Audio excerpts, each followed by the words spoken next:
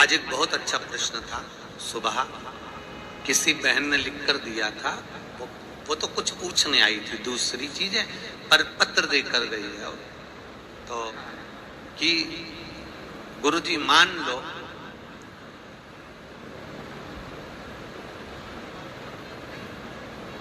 अगर बेलपत्री पूर्ण ना मिले,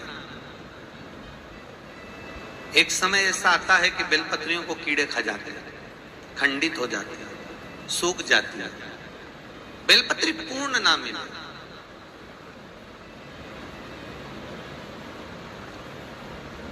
तो क्या हम खंडित बेलपत्री भी शंकर को समर्पित कर सकते हैं? देखिए प्रश्न कितना सुंदर है। उसका प्रश्न केवल एक व्यक्ति के लिए ये प्रश्न नहीं होता, ये प्रश्न जो करे जाते हैं ये जग कल्याण के सभी के लिए। मान लो अगर बेलपत्री साबुत नहीं है, बेलपत्री कहीं कीड़ा खा गया, कहीं बेलपत्री खंडित हो गई, कहीं बेलपत्री में कुछ तकलीफ है, मान लो कीड़ा हो गया या कुछ हो गया और वो खंडित है, तो क्या हम उसको ना चढ़ाएं कि चढ़ाएं?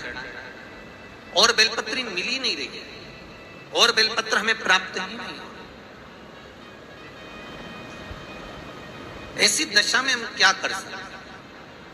तो शिव महापुराण की कथा कहती है यह भी जरूरी नहीं है कि आप बेलपत्र समर्पित करें। कितना सुंदर कहा है शिव महापुराण की कथा में कि हम ये भी नहीं कह रहे कि बेलपत्र आप समर्पित करें।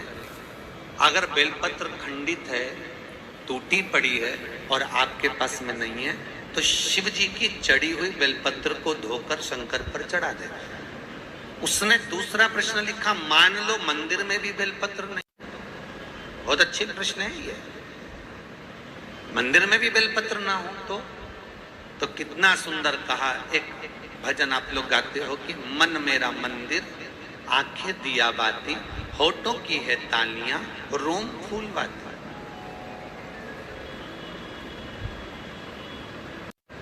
शिव महापुराण की कथा कहती है मान लो अगर ऐसे समय पर बेलपत्र नहीं है तो महाराज भगवान शंकर के शिवलिंग का दर्शन कर कर अपनी ये 3 उंगलियां शिव जी के शिवलिंग को समर्पित करो। कितनी उंगलियां? जम के बोलिए।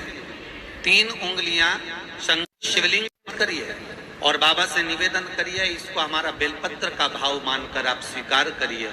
ओम नमः शिवाय, श्री शिवाय नमस्तुभ्यम या मृत्युंजय का जाप करते हुए, गौरी शंकर का स्मरण करते हुए हाथ का स्पर्श कर कर बाबा को नमन करो, प्रणाम करो।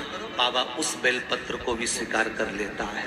बाबा उस बेलपत्र तो कितना शिव महापुराण के अंतर्गत एक लिंग पुराण है। लिंग पुराण के अंतर्गत वर्णन आता है कि आप अगर आपके पास में शिवलिंग भी नहीं है, आप किसी नदी में स्नान कर रहे हो, तो अपने अंगुष्ठ को आगे कर कर आप उस पर भी जल चढ़ा सकते हो। भगवान शंकर उसको स्वीकार करते। आप किसी नदी का कंकर उठाकर अपने हथेली में रखकर उसको भी जल चढ़ा सकते हो, भगवान उसको भी स्वीकार करते।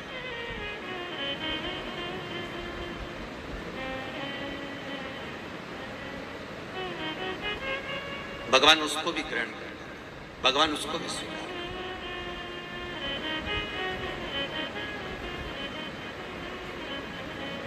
जैसे गाय के दूध में पड़ा हुआ बेलपत्री का एक पत्ता